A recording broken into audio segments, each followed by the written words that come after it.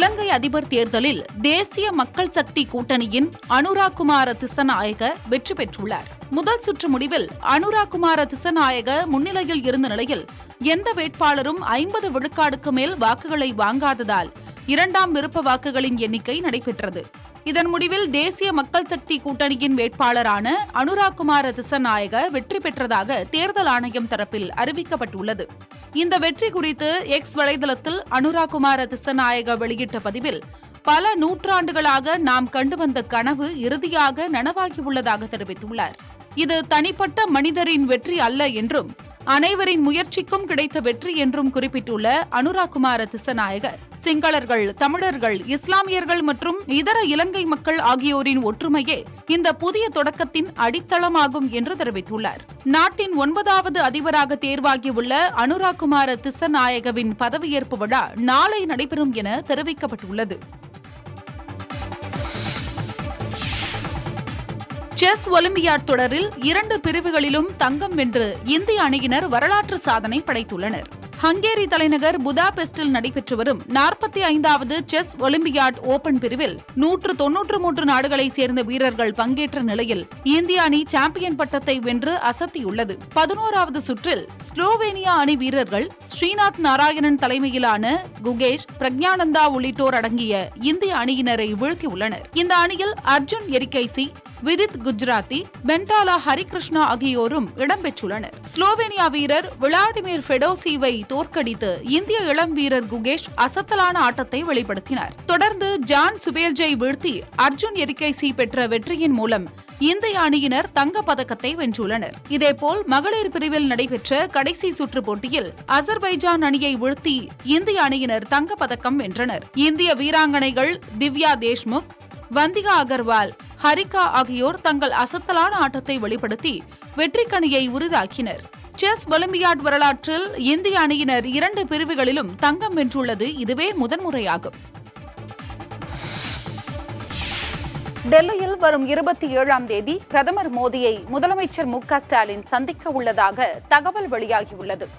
பிரதமர் அலுவலகத்தில் நடைபெறும் இந்த சந்திப்பின் போது தமிழகத்திற்கான நிதி உள்ளிட்ட பல்வேறு முக்கிய கோரிக்கைகளை முதலமைச்சர் முன்வைக்க உள்ளதாக தெரிவிக்கப்பட்டுள்ளது.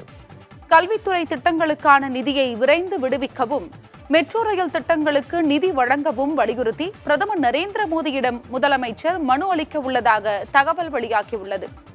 சமீபத்தில் அமெரிக்காவுக்கு சென்று நாடு திரும்பிய முதலமைச்சர் ஸ்டாலின் பிரதமர் மோடியை விரைவில் சந்திக்க இருப்பதாக தெரிவித்திருந்தார். முதலமைச்சரின் அந்த அறிவிப்பை தொடர்ந்து தற்போது பிரதமருடனான சந்திப்பு நடைபெறவுள்ளது.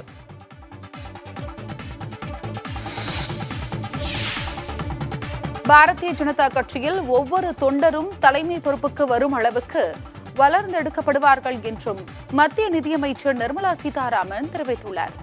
சென்னை கொட்டிவாக்கத்தில் நடைபெற்ற பாஜக உறுப்பினர் சேர்க்கை நிகழ்ச்சியில் நிர்மலா கலந்து கொண்டார். கட்சியில் இணைந்த மீனவ மக்களுக்கு பாஜக உறுப்பினர் சேர்க்கை அடையாள அட்டைகளை அவர் வழங்கினார். நிகழ்ச்சியில் பேசிய அவர், பாஜக அரசு பாரம்பரிய மீனவர்களின் அதிகாரங்கள் குறையாமல் இருக்க போராடி வருவதாக தெரிவித்தார். பாஜகவில் கட்சி பதவிகள் எந்த ஒரு குடும்பத்திற்கு மட்டும் சொந்தமானதல்ல என்றும் நிர்மலா சீதாராமன் தெரிவித்துள்ளார்.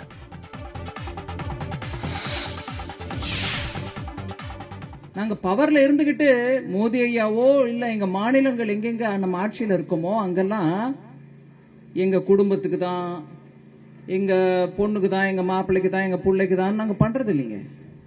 எங்க கட்சியில எப்பொழுதும் இல்ல.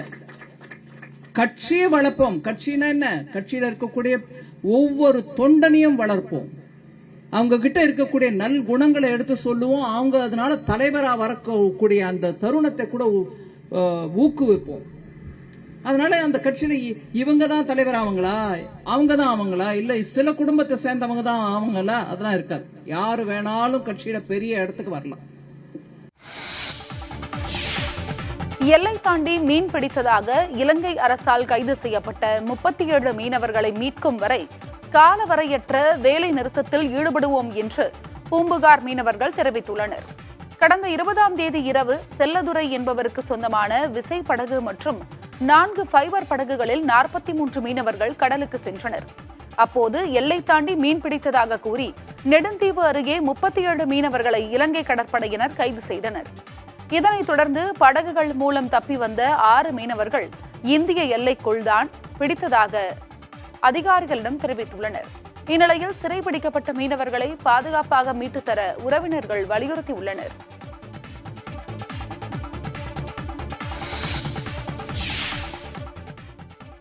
நீங்க எங்க எல்லையை விட்டு ரொம்ப உங்க எல்லை உள்ள இருக்கீங்க. நீங்க போயிட்டீங்கன்னா எங்களால அந்த பிரேதத்தை எடுக்க முடியாது. நீங்க கொஞ்ச நேரம் அங்க பிடிச்சிருங்க, நாங்க வந்து எடுத்துக்கிறோன்னு சொன்னாங்க. நாங்க அதனால அங்கேயே பிடிச்சிருந்தோம். போட்டு வந்து 3 சின்ன போட்டுல வந்தாங்க. வந்து பிரேதத்தை எடுத்துட்டு இருக்கும்போது நேவி வந்தாங்க. நேவி வரும்போது நாங்க கேட்டோம், இந்த மாதிரி நேவி வருது, என்ன ரொம்ப உள்ள வர மாதிரி இருக்கு, எங்க எல்லையில வர மாதிரி இருக்குன்னு கேட்டோம். அவங்க சொன்னாங்க, அவங்களும் பிரேதத்தை தான் தேடி வராங்க, நீங்க ஒன்றும் பயப்படாதீங்கன்னு சொன்னாங்க. அந்த நம்பிக்கையில தான் நாங்க இருந்தோம். ஆனா நேவி என்ன பண்ணாங்க, வந்து இந்த பிரேதத்தை எடுத்துட்டு போனோன்னு எங்களை வந்து அரெஸ்ட் பண்ணிட்டாங்க. திருப்பதியில் லட்டுவுக்கு பயன்படுத்தப்படும் நெய்யில் கலப்படம் செய்யப்பட்டதாக எழுந்த புகார் குறித்து முதல்வர் சந்திரபாபு நாயுடுவிடம் தேவஸ்தான செயல் அலுவலர் ஷியாமலா ராவ் அறிக்கை அளித்துள்ளார். தலைமை செயலகத்தில் 2 நாட்களுக்கு முன்பு ஆலோசனை நடத்திய சந்திரபாபு நாயுடு இதுகுறித்து விரிவான அறிக்கை அளிக்க திருமலை திருப்பதி தேவஸ்தானத்திற்கு உத்தரவிட்ட நிலையில் அது குறித்து விளக்கம் அளித்து அறிக்கை சமர்ப்பிக்கப்பட்டுள்ளது. இதற்கிடையே நாளை திருமலை ஸ்ரீவாரி கோயிலில் மகா சாந்தி யாகம் நடத்துவதற்கான ஏற்பாடுகளை தேவஸ்தான அதிகாரிகள் செய்து வருகின்றனர். கோயிலில் உள்ள யாக மண்டபத்தில் காலை 6 மணி முதல் 10 மணி வரை இந்த பூஜைகள் நடைபெற உள்ளதாக தெரிவிக்கப்பட்டுள்ளது. திருப்பதி லட்டு பிரசாதத்தில் பயன்படுத்தப்படும் நெய்யில் கலப்படம் செய்யப்படுவதாக முதல்வர் சந்திரபாபு நாயுடு குற்றம் சாட்டிய நிலையில் அதன் மாதிரிகள் சேகரிக்கப்பட்டு ஆய்வுக்கு அனுப்பி வைக்கப்பட்டன. பரிசோதனையில் நெய்யில் கலப்படம் செய்யப்பட்டிருப்பதாக அறிக்கை வெளியானது அதிர்வலைகளை ஏற்படுத்தியது.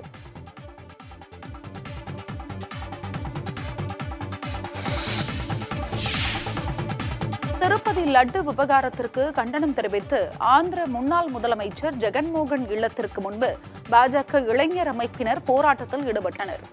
தாடேப்பள்ளியில் உள்ள ஜெகனின் வீட்டின் முன்பு குவிந்த பாஜகவினர் ஜெகன்மோகன் மற்றும் அவரது உறவினரும் தேவஸ்தான அறங்காவலர் குழு முன்னாள் தலைவருமான சுப்பா ரெட்டிக்கு எதிராக முழக்கங்களை எழுப்பினர். சிலர் வீட்டின் மீது காவி நிற பெயிண்டை எரிந்து தாக்குதல் நடத்தியதால் பரபரப்பு ஏற்பட்டது.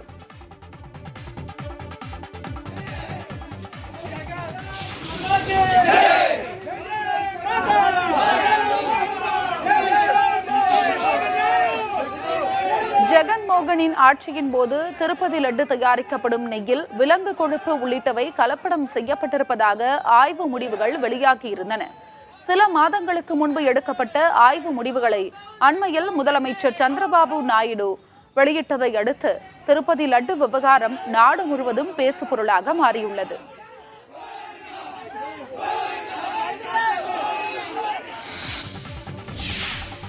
வரவிருக்கும் டெல்லி சட்டப்பேரவை தேர்தல் தனக்கு அக்னி பரீட்சை என முன்னாள் முதலமைச்சர் அரவிந்த் கெஜ்ரிவால் தெரிவித்துள்ளார்.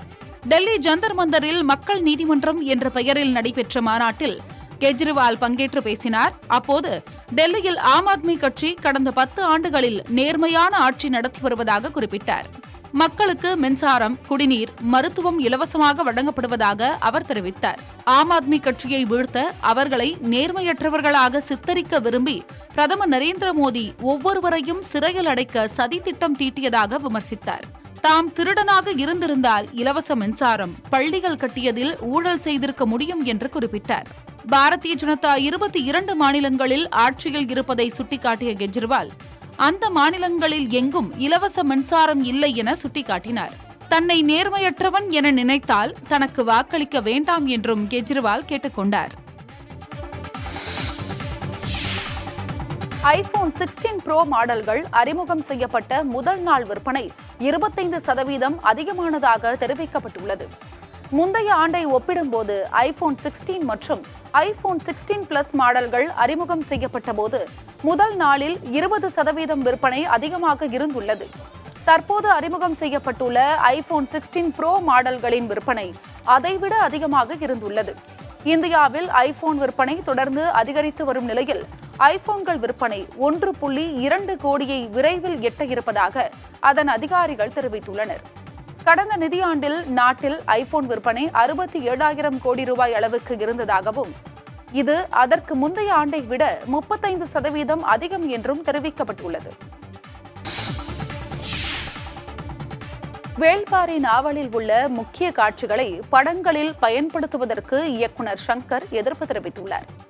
இதுகுறித்து எக்ஸ் வலைதளத்தில் அவர் வெளியிட்ட பதிவில் சு வெங்கடேசனின் நவயுக நாயகன் வேள்பாரி நாவலில் உள்ள பல முக்கிய காட்சிகள் எந்த அனுமதியும் இன்றி பல படங்களில் பயன்படுத்தப்படுவதாகவும் அந்த நாவலின் பதிப்புரிமையை வைத்திருக்கும் தனக்கு அது கவலையை அளிப்பதாகவும் குறிப்பிட்டுள்ளார்.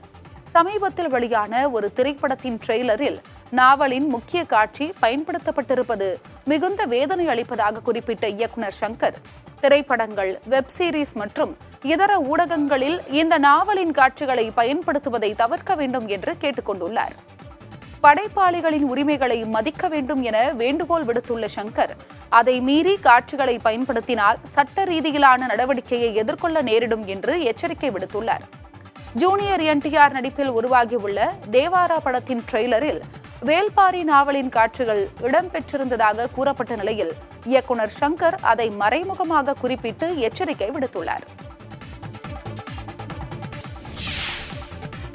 அனைவரும் சேர்ந்து ஒருமித்த முடிவு எடுக்கும்போது ஒரே நாளில் மதுக்கடைகளை மூடிவிட முடியும் என விடுதலை சிறுத்தைகள் கட்சித் தலைவர் திருமாவளவன் தெரிவித்துள்ளார். இது தொடர்பாக எக்ஸ் தள பக்கத்தில் அவர் வெளியிட்டுள்ள செய்திக்குறிப்பில், அனைத்து கட்சிகளும் மது மற்றும் போதைப் பொருள் வேண்டாம் என்பதில் உடன்படுவதாக கூறியுள்ளார். மது விலக்கு தேவை என அனைவரும் வலியுறுத்தி வரும்போதும் இந்தியா முழுவதும் மதுக்கடைகள் திறந்து கிடப்பது ஏன் என அவர் கேள்வி எழுப்பியுள்ளார். மேலும் மத்திய அரசு தேசிய மதுவிலக்கு கொள்கை மற்றும் சட்டத்தை உருவாக்க வேண்டும் என அவர் வலியுறுத்தியுள்ளார். அத்தோடு தமிழ்நாடு அரசு மதுக்கடைகளை இழுத்து மூட வேண்டும் எனவும் அவர் குறிப்பிட்டுள்ளார்.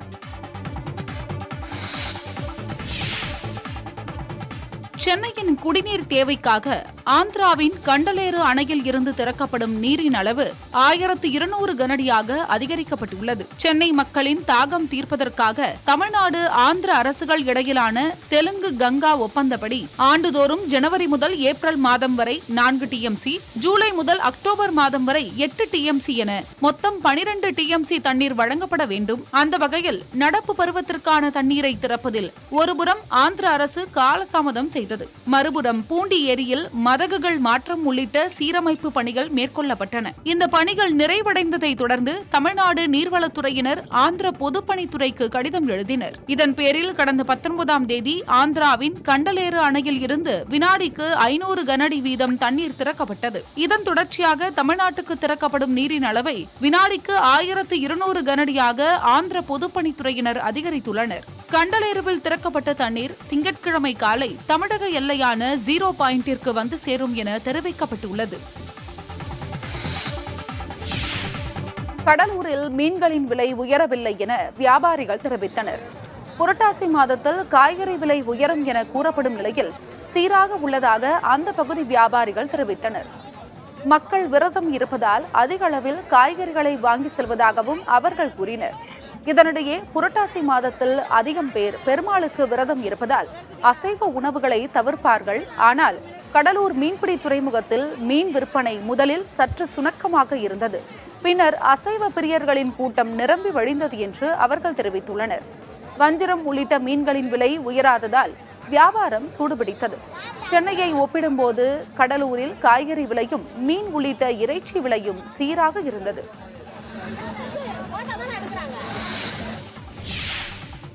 வஞ்சிரம் 600 தான் விற்கிது. நான் 700, 800 விற்ற மீன் 600 வாங்குறதுக்கு ஜனம் வரல. ஜனங்களாம் எல்லாம் பிரதேசத்தில் எல்லாம் விருதம் இருக்காங்க போல், ஜனங்களே வர மாட்டுதுங்க. மீன்லாம் வாங்கி வச்சுட்டு ரொம்ப கஷ்டத்தோடு உட்காந்துருக்கோம். நாங்கள் விற்க மாட்டுதுன்னு சொல்லிட்டு வரும் ஜனம் ஏதாவது வரும்னு பார்த்துட்டு உட்காந்துருக்கோம், அவ்வளோதான். ஞாயிற்றுக்கிழமை மாதிரியே இல்லை, வெள்ளிக்கிழமையே தேவலாம் போல். சீரான விலையில தான் இருக்குது. புரட்டாசி மாதம் விலை பெரிய அளவு குறையவெல்லாம் இல்லை, நார்மல் ரேஞ்சு தான் இருக்கு. மக்கள் வெளியூருக்கும் ஏற்றுமதி பண்ணிட்டு இருக்கிறாங்க. தூத்துக்குடி மாவட்டத்தில் உள்ள புகழ்பெற்ற குலசேகரப்பட்டினம் தசரா திருவிழாவிற்காக 21 நாட்கள் விரதம் இருப்பவர்கள் அம்மன் சன்னதி முன்பு மாலை அணிந்து கொண்டு விரதத்தை தொடங்கினர். மைசூர் அரண்மனையில் நடத்தப்படும் தசராவை போலவே குலசேகரப்பட்டினம் முத்தாரம்மன் கோயிலில் தசரா பண்டிகை கோலாகலமாக கொண்டாடப்படும். இதில் தமிழ்நாடு மட்டுமின்றி வெளி மாநிலங்கள், வெளிநாடுகளை சேர்ந்த பக்தர்களும் காளியம்மன், முருகன், சிவன் உள்ளிட்ட வேடமணிந்து நேர்த்திக்கடன் செலுத்துவர். இதற்காக 108 நாட்கள், 90 நாட்கள், 48 நாட்கள், 21 நாட்கள், 12 நாட்கள், 10 நாட்கள் என பக்தர்கள் விரதம் கடைபிடிப்பது வழக்கம். இந்த ஆண்டு குலசை தசரா திருவிழா வரும் 3ஆம் தேதி கொடியேற்றத்துடன் தொடங்குகிறது. இந்நிலையில் 21 நாட்கள் விரதம் இருக்கும் பக்தர்கள் குலசை முத்தாரம்மன் கோயிலில் அம்மனை வழிபட்டு மாலை அணிந்து கொண்டனர். இதற்காக கோயிலில் திரளான பக்தர்கள் குவிந்தனர். குலசேகரப்பட்டினம் தசராவின் சிகர நிகழ்ச்சியான சூரசம்ஹாரம் வரும் 12ஆம் தேதியன்று கடற்கரையில் நடைபெறுகிறது. தஞ்சை மாவட்டம் கும்பகோணத்தில் தாராசுரம் காய்கறி சந்தை பகுதியில் 3வது மதுக்கடை திறக்கப்பட்டதற்கு எதிர்ப்பு தெரிவித்து 50க்கும் மேற்பட்ட பெண்கள் முற்றுகை போராட்டத்தில் ஈடுபட்டனர். நாஞ்சிக்கோட்டை பகுதியில் இயங்கி வந்த மதுக்கடை மூடப்பட்டது. அந்த கடை தாராசுரம் காய்கறி சந்தைக்கு இடமாற்றம் செய்யப்பட்டு சில நாட்களுக்கு முன்பு திறக்கப்பட்டது. ஏற்கனவே அந்த பகுதியில் இயங்கி வரும் 2 மதுக்கடைகளை இடமாற்றம் செய்ய பொதுமக்கள் வலியுறுத்தி வருகின்றனர். தற்போது மற்றொரு மதுக்கடையும் அங்கு திறக்கப்பட்டதால் அதிருப்தி அடைந்துள்ளனர். தகவல் அறிந்து அங்கு வந்த அதிகாரிகள் மதுக்கடை திறக்கப்படாது என உறுதியளித்துள்ளனர்.